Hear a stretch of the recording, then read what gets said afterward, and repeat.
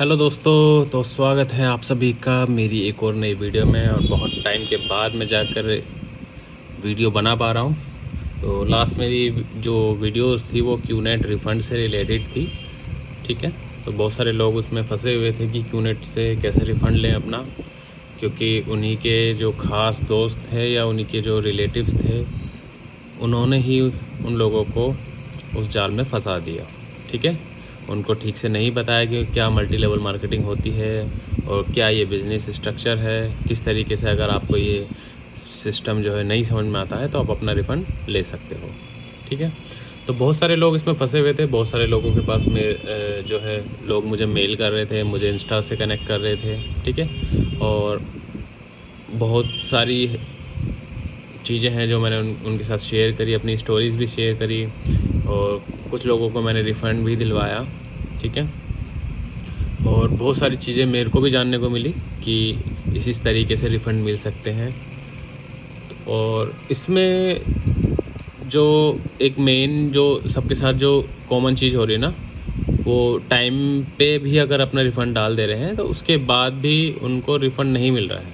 उसका रीज़न क्या है कि या तो उनकी पर्सनल ईमेल आईडी जो उनके अपलाइन ने उसमें नहीं ऐड की उनका पोर्टल ओपन करते टाइम, पोर्टल क्रिएट करते टाइम, और या फिर उनकी जो पेमेंट कंपनी ने दी वो ई कार्ड्स की फॉर्म में दी।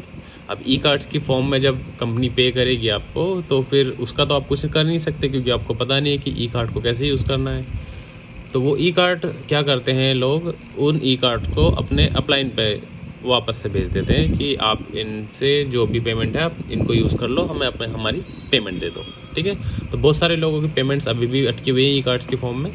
लेकिन अब वो जो ई कार्ड्स आपने अपने अपलाइन को दिए वो उन ई कार्ड्स का करेगा क्या, ठीक है।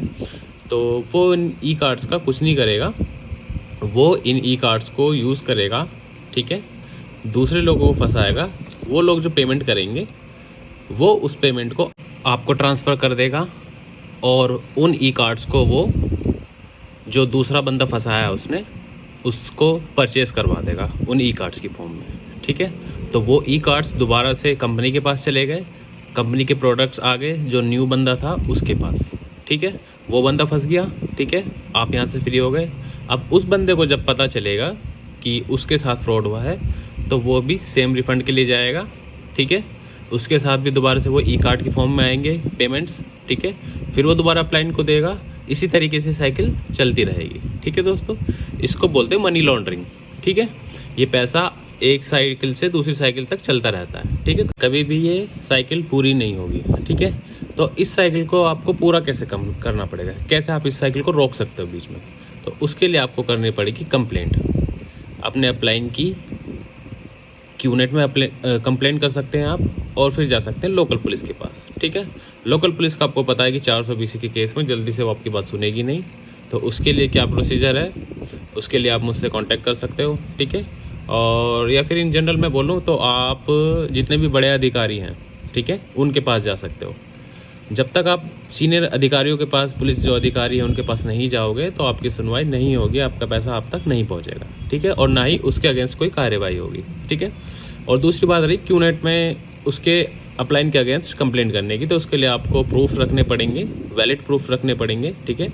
ऑडियो की फॉर्म में हो सकते हैं, वो चैट्स की फॉर्म में हो सकते हैं, वो फ़ोटोज़ की फॉर्म में हो सकते हैं, वो डॉक्यूमेंट्स की फॉर्म में हो सकते हैं, ठीक है। अब ये साइकिल हो गई आपकी, ठीक है, आपने कंप्लेंट भी कर दी, ठीक है। अब ये जो साइकिल चल रही है इसमें अपलाइन का कैसे फ़ायदा हो रहा है, ठीक है।